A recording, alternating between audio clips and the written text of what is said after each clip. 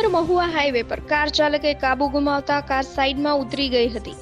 તળાજાના ત્રાપજ નજીક હાઈવે પર જઈ રહેલી કારના ચાલકે સ્ટીયરિંગ પર કાબુ ગુમાવતા કાર રોડની સાઈડમાં બનાવેલા ખાળિયામાં ઉતરી ગઈ હતી, જેના કારણે કારમાં બેસેલા 3 વ્યક્તિને સામાન્ય ઈજા પહોંચી હતી। જે બાબતની હાઈવે ટ્રાફિકને જાણ થતાં તાત્કાલિક સ્થળ પર પહોંચી 108ને ફોન કરી 3 ઈજાગ્રસ્તોને તાત્કાલિક સારવાર માટે ખસેડાયા હતા।